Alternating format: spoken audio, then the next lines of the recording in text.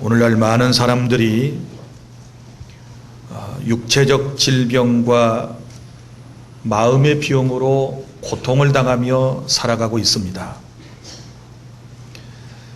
그리고 육체적 질병을 앓는 사람들의 원인을 살펴보면 마음의 상처로 인한 경우가 참으로 많습니다. 육체적인 상처는 눈에 보이지만 마음의 상처는 눈에 보이지 아니하면서 큰 고통을 가져다 줍니다. 마음의 상처는 우리 일상생활 가운데 많은 에너지를 낭비하고 또 건강한 관계를 파괴해서 생각과 감정과 행동을 자유롭지 못하게 만들고 있습니다. 신앙생활을 잘 하다가도 한 번 마음에 상처를 입는다든지 혹은 예전에 상처가 속에서 다시 올라오게 되면 하던 일들을 중단하고 심지어 주님을 떠나버리는 사람들도 있는 것을 우리는 잘 알고 있습니다. 사회에서나 교회에서 발생하는 모든 문제들을 보면 대부분 마음의 상처를 치유받지 못한 사람들을 통해서 일어나고 있습니다. 이 마음의 상처가 개인과 그리고 공동체를 파멸로 몰아넣고 있기 때문에 우리는 나에게 있는 마음의 상처를 찾아내서 반드시 치유함을 받아야 되는 줄로 믿으시기를 바랍니다. 신앙생활을 하면서도 마음속에 있는 상처를 치유받지 못하게 되면 행복한 교회생활, 행복한 가정생활, 행복한 사회생활을 기대하기가 힘들다는 것을 아셔야 합니다. 오늘 말씀의 내용은 한 상처받은 왕에 대한 이야기입니다. 여러분이 잘 아는 대로 이스라엘의 초대 왕인 사울이라고 하는 사람이 마음에 상처를 입게 된 과정과 그리고 그가 상처를 입고 했던 행동들과 그리고 우리는 또 말씀을 통해서 어떻게 하면 마음의 상처를 치유받을 수 있을 것인가, 이 말씀을 오늘 본문을 통해서 듣기를 원합니다. 첫째로, 사람이 마음의 상처를 받는 이유가 있습니다. 원인들이 있습니다. 첫째 이유는 바로 이것 때문에 그렇습니다. 인간이 하나님과의 관계가 멀어져 있을 때, 하나님과의 관계를 바로 하지 못하게 되었을 때 사람의 마음속에 상처가 생기도록 되어 있습니다. 에덴 동산에서 우리의 시조인 아담과 하와가 하나님의 말씀에 불순종하고 하나님께서 금하신 선악을 알게 하는 나무의 열매를 따먹는 범죄로 말미암아 인간 세상에 사람들의 마음에 상처라고 하는 것이 왔습니다. 선악과를 따먹고 난 이후에 에덴 동산에 있는 생명나무가 있는데 그 생명나무를 또 사람들이 먹게 되면 인생은 죄 가운데서 일평생 고통을 당하며 살아가야 하는 것이지요. 그래서 하나님께서 사람을 사랑하셔서 동산에 있는 생명나무 실과를 천사를 통하여 지키시게 된 거지요. 사람을 근접하지 못하도록 하나님께서 하셨습니다. 이것은 거절입니다. 하나님께서 죄 지은 인간을 거절하셨습니다. 이 거절에서부터 오는 마음의 상처가 있는 것이죠. 그리고 또한 아담과 하와 당사자가 하나님의 말씀을 범함으로 말미암아 죄를 짓고 나니까 마음속에 죄책감, 양심의 가책을 느끼게 되었고 그로 말미암아 마음속에 또한 상처가 생기게 된 것입니다. 자, 오늘 말씀은 이스라엘의 초대 왕인 사울이 마음에 상처를 입었는데 바로 그런 경우입니다. 하나님께로부터 사울의 영혼이 멀어졌을 때, 그가 하나님의 말씀대로 살지 못했을 때, 그가 하나님 앞에 범죄하게 되었을 때 사울 왕의 마음속에 상처가 생겼습니다. 오늘날 저와 여러분도 마찬가지입니다. 우리가 하나님과의 관계가 멀어지면, 하나님의 말씀대로 살지 못하면, 하나님의 뜻대로 살아내지 못하면 우리 안에 상처가 있게 됩니다. 또 다른 말로 표현하면 우리가 은혜 받으면 상처가 치유되는데, 은혜를 상실하고 은혜의 삶을 살지 못하면 늘 마음속에 상처가 있다라고 본인 스스로 그렇게 생각을 하게 되는 것이지요. 그리고 또한 상처가 오는 두 번째 이유는 무엇일까요? 그것은 바로 욕구에 대한 좌절입니다. 욕구에 대한 좌절. 사람에게는 누구나 인정받고 사랑받고 칭찬받고 존경받고자 하는 욕구가 마음속에 있지 않겠습니까? 그런데 여기 안타깝게도 사울 왕은 다른 사람과 비교되면서 이런 모든 욕구를 상실해버리게 됩니다. 오늘 말씀의 배경이 무엇입니까? 6절, 무리가 돌아올 때, 곧 다윗이 블레셋 사람을 죽이고 돌아올 때에, 그러니까 이스라엘과 이스라엘 사이에 전쟁이 있었지 않았습니까? 블레셋이라고 하는 대국에 이제 유명한 골리앗이라고 하는 장수가 있었습니다. 그런데 이스라엘에는 그 어떤 사람도 골리앗과 맞서 싸울 만한 그런 장수가 없었습니다. 그래서 다윗이 결국은 하나님의 이름을 의지하고 하나님을 믿는 강력한 믿음을 가지고 나서게 된 것 아니겠습니까? 그리고 하나님의 은혜로 소년 다윗이 적장 골리앗을 물리쳐버리게 됩니다. 그리고 나라를 위기에서 건져내게 됩니다. 그리고 이제 예루살렘으로 돌아오게 되지요. 그때에 수많은 인파가 이제 길에 나와서 왕을 환영하는 것입니다. 오늘 여기 말씀해 보면 사울 왕을 환영한다 그랬습니다. 공은 신하가 세웠지만 영광은 항상 높은 사람 왕이 받는 것입니다. 예전이나 지금이나 별반 다를 바가 없습니다. 그런데 많은 군중들, 특별히 여인들이 노래를 부르는데 그 노래의 가사말이 이것이 이제 문제가 된 것입니다. 7절, 여인들이 뛰놀며 노래하여 이르되 사울이 죽인 자는 천천히요 다윗은 만만이로다, 이런 노래를 했습니다. 그러니까 사울 왕에게는 천천의 영광만 돌리고 다윗 왕에는 만만의 영광을 돌리는 그런 노래를 여인들이 부르게 되었을 때 그 노랫소리를 사울 왕이 듣게 된 것이지요. 그럴 때에 그의 인생은 완전히 무너졌습니다. 자신의 욕구 무너졌습니다. 사람들에게 인정받는 왕, 사랑받는 왕, 존경받는 왕으로서의 모든 이미지가 완전히 실추되었다라고 생각이 되었을 때 그의 마음속에 상처가 생기게 된 것이죠. 사랑하는 여러분, 우리 어떻습니까? 세상을 살아갈 때에, 특별히 남들과 비교될 때에 마음의 상처를 입지 않습니까?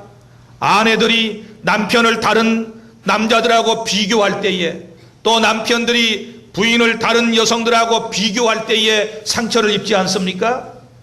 모든 것은 이 잘못된 비교의식에서부터 마음의 상처를 가져오게 되는 것입니다. 그리고 또한 여러분 스스로가 타인과 비교해서 높은 점수가 아닌 낮은 점수를 스스로에게 매기는 그 순간에 여러분의 마음속에 상처가 생겨난다라고 하는 사실을 기억을 하셔야 하는 것입니다. 그래서 여기 욕구가 좌절되는 사울의 마음속에 상처가 생겼다. 자기는 왕이고 다윗은 일개 목동에 지나지 않는데 사람들이 비교하는 그 노래 가사말에 그의 마음속에 엄청난 상처를 입게 된 것이지요. 그 다음에 세 번째 마음에 상처받은 원인은 무엇입니까? 바로 상실되었을 때. 뭐가 상실되었습니까? 권위가 상실되었지요. 왕의 권위는 땅에 떨어졌습니다. 그리고 다윗의 칭송은 높아졌습니다. 자, 보십시오. 여기서 지금 사람들이 왕을 칭송하고 있는 것입니다. 그리고 다윗을 칭송하고 있는 것입니다. 그런데 칭송을 받으면 다 기쁠까요? 그렇지 않습니다. 어떤 사람은 칭송을 받을 때 기쁜 다윗과 같은 입장에 있는 사람도 있고, 어떤 사람은 칭송을 받긴 받지만 그 내용 때문에 사울왕처럼 상처를 입는 사람도 있는 것입니다. 그러니까 칭찬이라고 하는 것이 다 좋은 것이라고 말하기는 어렵습니다. 여러분, 그 내용, 그 질이 중요한 것이지요. 그래서 사울왕은 여인들의 그 칭찬하는 소리, 그것 때문에 마음속에 기쁨이 생긴 것이 아니라 오히려 상실감을 갖게 된 것입니다. 자기에게는 천천만 돌리고 신하인 목동 다윗에게는 만만을 돌리는 이런 노래소리를 듣게 되었을 때 그의 왕으로서의 권위는 땅바닥에 완전히 추락되었다라고 스스로 생각하게 된 것입니다. 사랑하는 여러분, 우리의 마음속에도 상처가 생길 때가 있습니다. 부모님의 권위가 땅에 떨어졌을 때, 가르치는 선생님의 권위가 땅에 떨어졌을 때, 성직자의 권위가 땅에 떨어졌을 때, 이 리더들은 쉽게 마음속에 엄청난 상처를 안고 살아가야 하는 것입니다.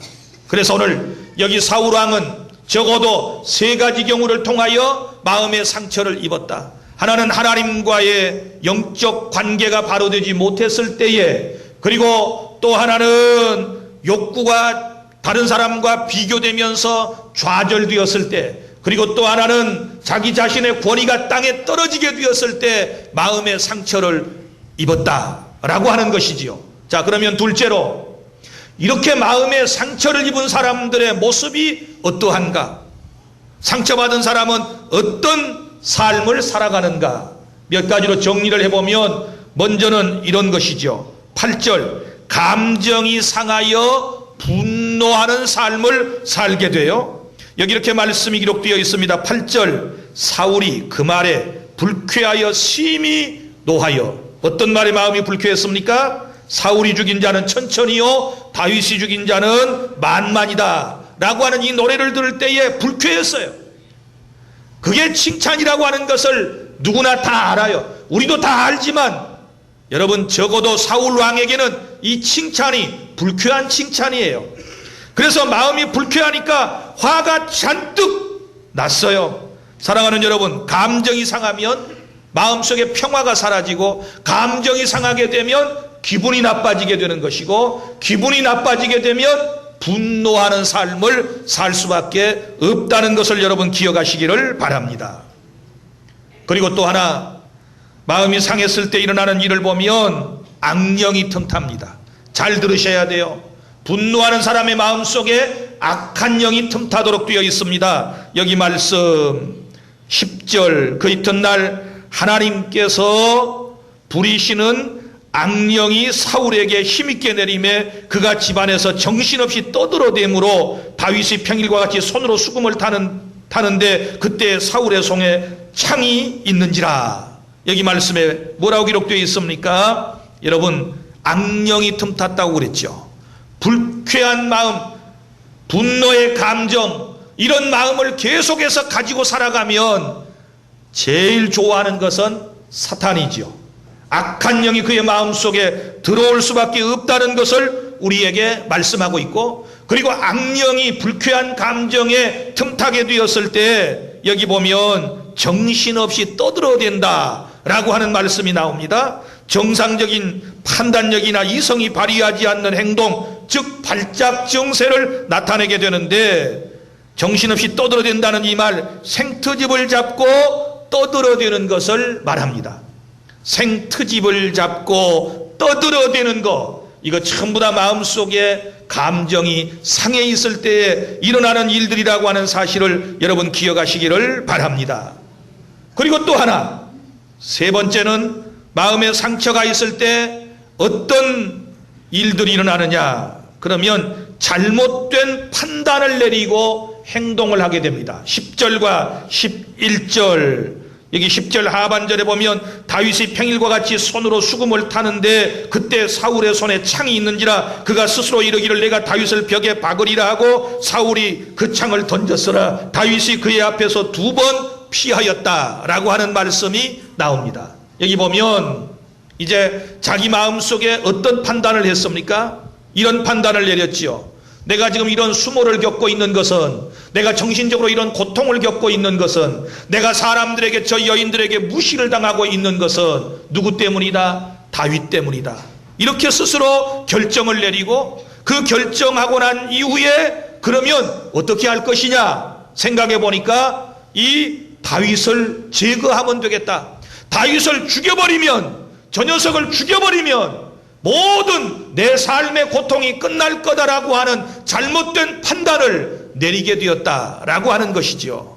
결코 이래서는 안 되죠. 다윗은 여러분 목동입니다. 자기에게 대항할 만한 지금 능력이 없어요. 그리고 다윗은 충신입니다. 나라를 위기에서 구한 사람을 죽여서는 안 됩니다.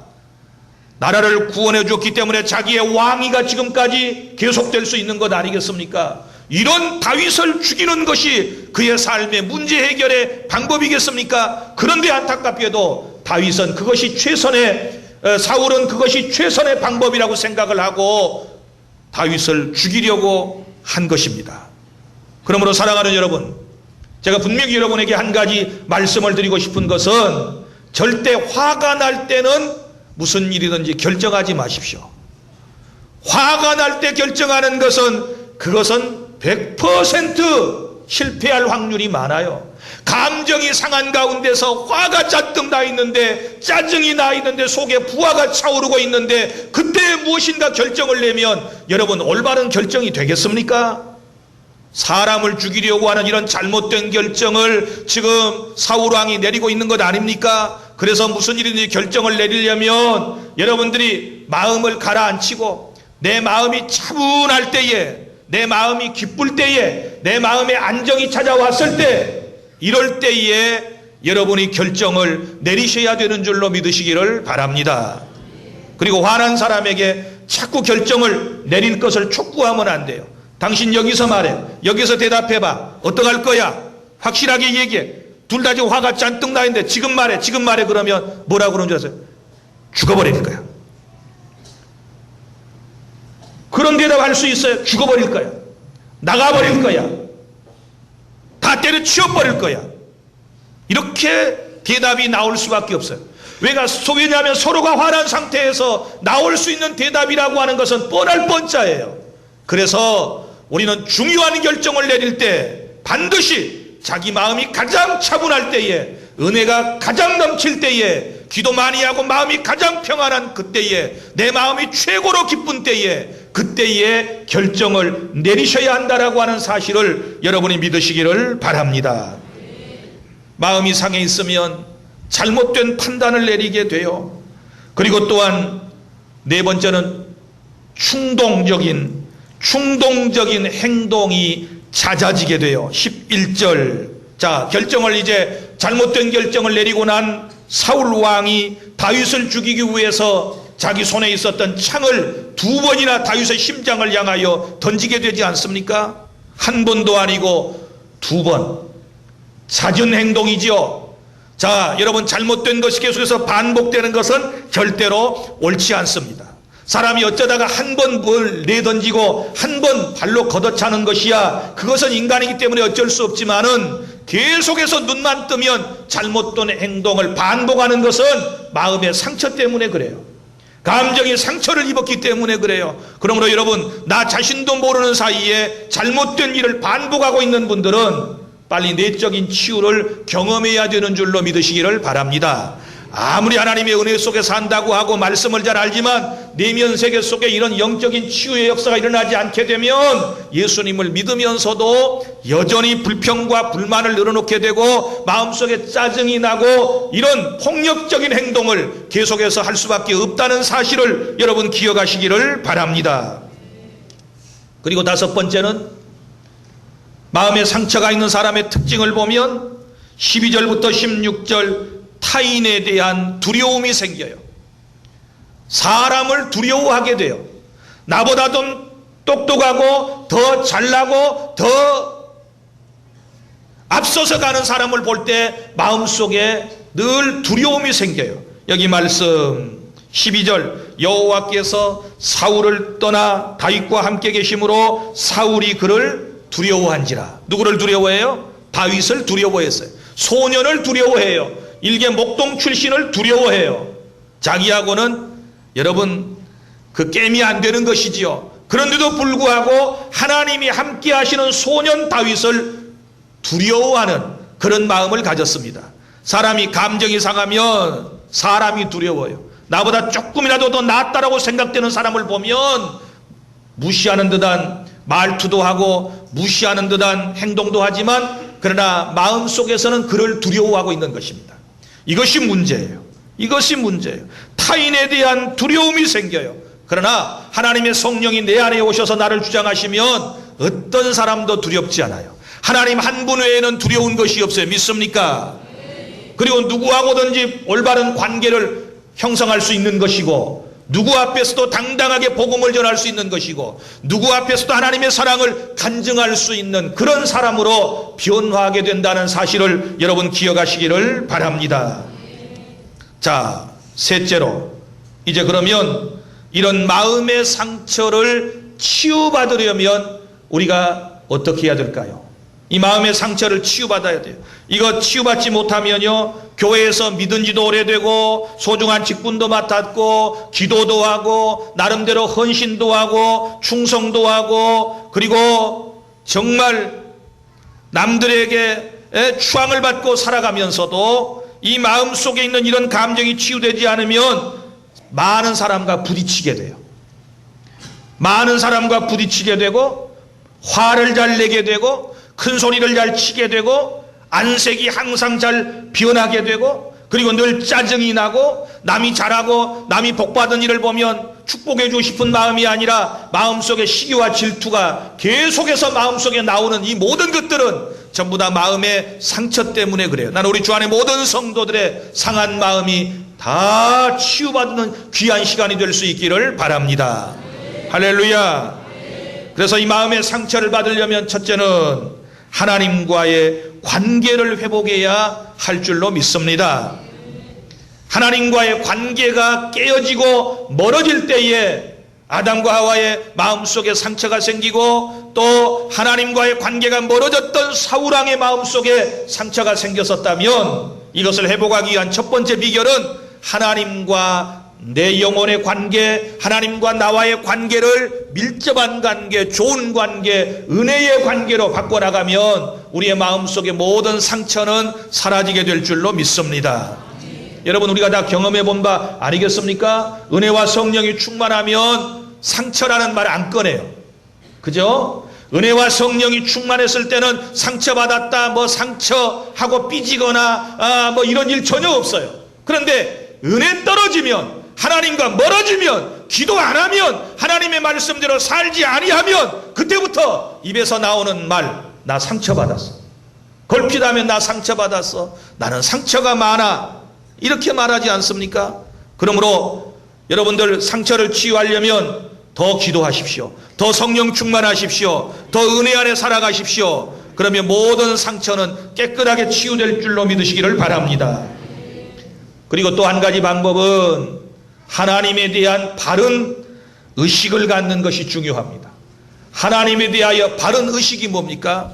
어떤 사람은 똑같은 하나님 한 분을 믿는데 하나님 그러면 무서워하는 하나님으로 인식되는 사람이 있어요. 그리고 하나님을 두렵게 생각해요. 야단치시는 하나님, 꾸중하시는 하나님, 때리시는 하나님, 버리시는 하나님. 그러니까 하나님 그러면 두려워요. 신앙생활도 하나님이 두려워서 하는 거예요. 벌 받을까 봐서, 매 맞을까 봐서. 물론 그것이 신앙의 출발점이었던 사람의 되기도 하지만 그러나 항상 우리가 하나님을 두려운 존재로 인식해서는 안 됩니다. 그럼 하나님이 어떤 하나님이신가요?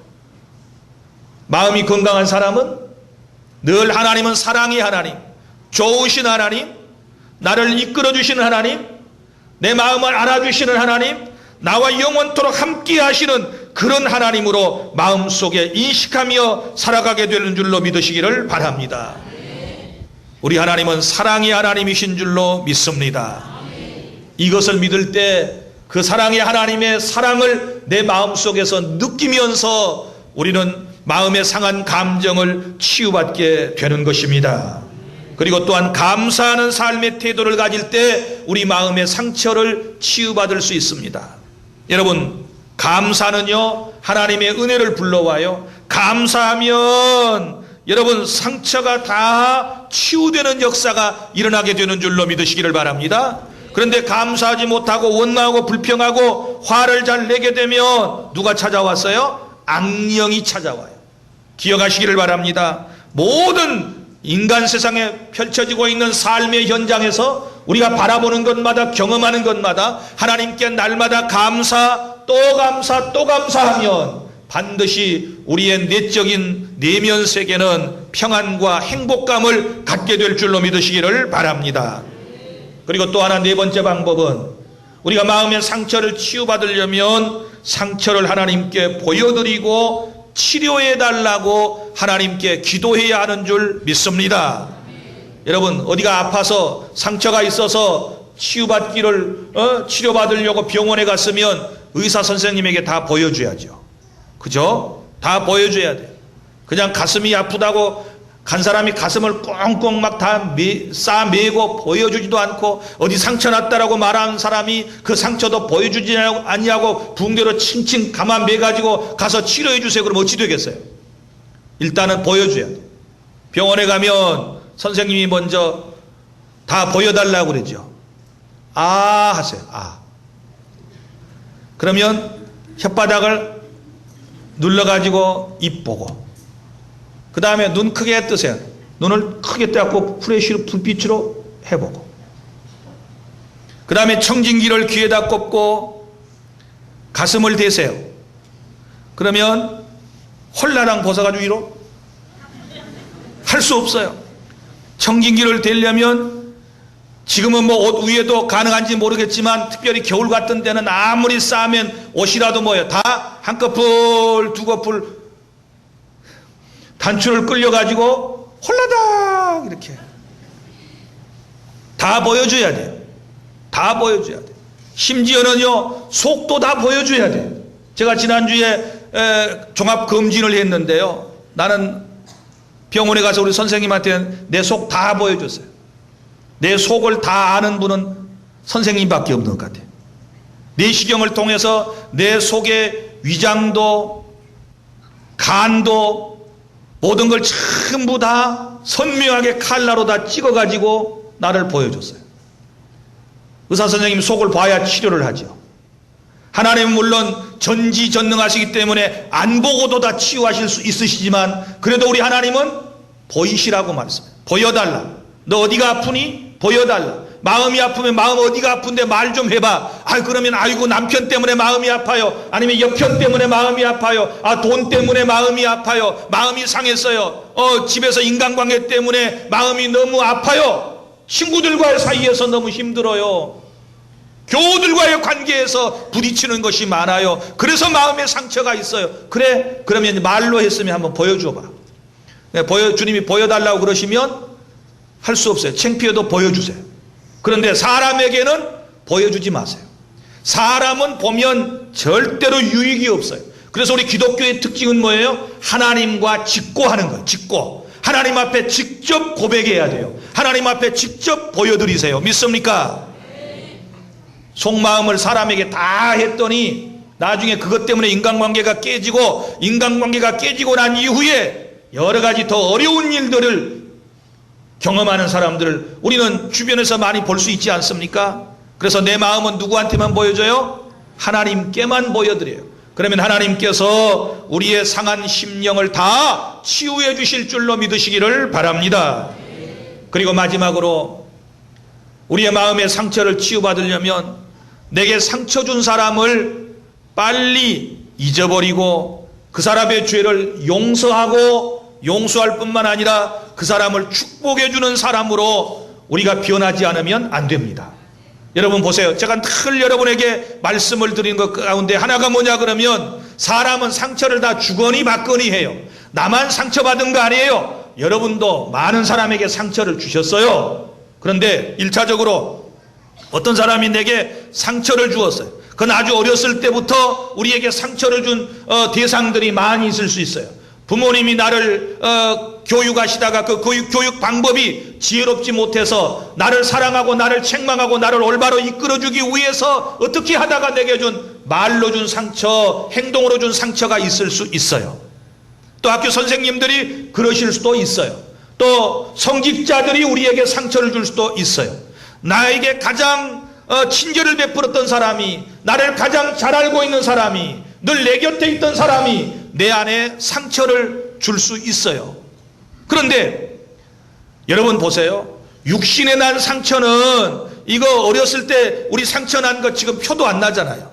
이거 아물어버리면, 흉터도 수술해버리면 보이지도 않아요. 그러나 우리 영혼에, 우리 마음속에 난 상처는 이거 치유받지 아니하면 죽을 때까지 이거 안 지워져요. 늘 안 보이는 듯 하다가 또 나타나고, 안 보이는 듯 하다가 또 나타나게 되기 때문에 반드시 우리가 치유함을 받아야 될 줄로 믿습니다. 그런데 보십시오. 내게 상처를 준 사람은 그 상처를 주고 난 이후에 이 사람은 다 잊어버렸어요. 이 사람은요, 지금까지 여러분처럼 상처받은 사람처럼 막 고민하면서 지금까지 그걸 기억하며 생각하는 사람 하나도 없어요. 말 한마디에 쑥 상처 주고 자기는 잊어버렸어요. 그리고 상처 주고 어디론가 가가지고 거기서 지금 잘 먹고 잘 살고 있을 거예요. 내게 어릴 때 상처 준 사람은 나한테 상처 줘놓고 자기는 죽어가지고 지금 지옥이든지 천국이든지 가 있을 거예요. 그 사람은 이 땅에 없을 수도 있고 내 곁에 없을 수도 있어요. 그리고 나한테 상처 주었다는 그 사실 때문에 이 사람이 마음 아파하거나 금식 기도하거나 지금도 회개 기도하고 있을 사람은 거의 없어요. 그러면 정작 상처를 받은 나만 그거를 고주할 매주할 마음속에 간직하고 그것을 잊지 못해서 날씨만 굳으면 속에서 올라와. 이게 누구 손해예요? 나만 손해예요. 내 인생을 어찌하여 내게 상처 준 내 인생의 한두 명의 사람에게 전부 다 맡깁니까? 이런 미련한 사람이 어디 있어요? 이 아름다운 세상에서 내가 해야 할 일도 많고 하나님이 나를 통하여 이루실 일도 많이 있는데 어찌하여 내게 상처 준 그 한두 사람 때문에 지금까지 인생의 발목이 잡혀가지고 아무 일도 못합니까? 그거 잊어버리려고 빨리 노력해야 돼요. 예수의 피로 지워버려야 될 줄로 믿습니다. 하나님의 사랑의 손길로 치유받아야 될 줄로 믿습니다. 왜 그렇게 오랫동안 기억하고 계세요? 왜 그것 때문에 그렇게 마음이 아프세요? 사랑하는 주 안의 성도 여러분, 내가 살려면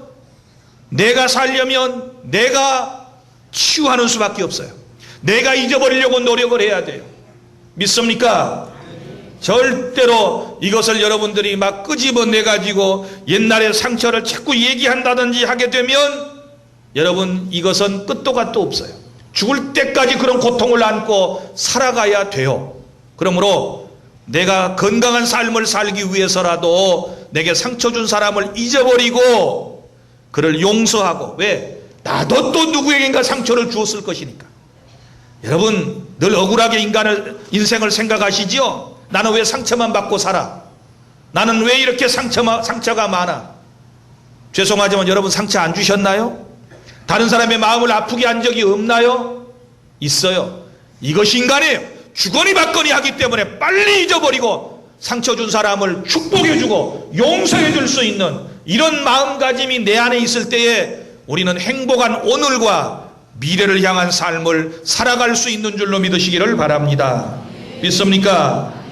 그리고 이제 일상적인 삶을 우리는 이렇게 살아야 돼요. 세 가지 방법으로 다윗이 살았던 것처럼 살아가면 되는데, 이제 일상의 삶, 용서할 사람을 다 용서하고 이해할 사람을 이해하고 우리가 상처 준 사람을 축복하고 난 이후에 우리가 다윗처럼 살아야 되는데, 먼저는 늘 찬양하며 살아가실 수 있기를 바랍니다. 여기 10절 중반절에 다윗이 평일과 같이 손으로 수금을 타는데, 자, 여기 평일과 같이 손으로 수금을 탔다는 말은 평소에 하던 대로 늘 주님을 찬양하는 삶을 말씀하고 있지 않습니까? 그래서 늘 우리는 주님을 찬양하며 하루하루를 살아가는 것입니다. 그리고 또 하나 여기 11절, 자, 사울 왕이 다윗을 죽이려고 2번이나 창을 던졌는데 둘 다 피했어요. 피해야 돼요. 시험은 피해가세요. 누군가가 내게 상처를 주려고 그러면 피해가면 돼요. 왜 그걸 다 받으려고 여러분이 만반의 준비를 다 갖춘 장수처럼 막 화살이 날아오는데, 동무든 창이 막 날아오는데 그걸 여러분이 맞닥뜨리려고 왜 그렇게 버티고 있습니까? 그러니까 상처를 받는 거예요. 누가 나한테 상처 주려고 그러면 슬쩍슬쩍 피해가요. 그 자리를 피하고 그 말도 귀담아 듣지 말고 그의 얼굴도 그냥 좋은 인상만 생각하고 이러면 우리가 모든 상처를 피해갈 수 있는 줄로 믿으시기를 바랍니다. 믿습니까? 그 다음에 하나는 지혜로운 삶을 살면 돼요. 여기 말씀해 보면 14절, 다윗이 그의 모든 일을 지혜롭게 행하니라. 할렐루야. 지혜롭게 살아가는 사람은 상처를 잘 안 받아요. 상처받을 일도 안 하고 상처받을 곳에 가지도 않고 상처받을 사람과 잘 어울리지도 않고 또 상처가 와도 그걸 대수롭지 않게 생각하는 사람이 지혜로운 사람인 줄로 믿으시기를 바랍니다. 믿습니까? 그럴 때에 여호와께서 그와 함께 계시니라. 주님이 나와 함께 하시면 어떤 상처도 다 극복해낼 수 있고, 주님이 나와 함께 하시면 내게 상처 준 사람도 다 용서하고 축복해 줄 수 있는, 그래서 이제부터 인생이 복되고 형통한 행복한 삶이 되어질 수 있기를 바랍니다. 기도하겠습니다.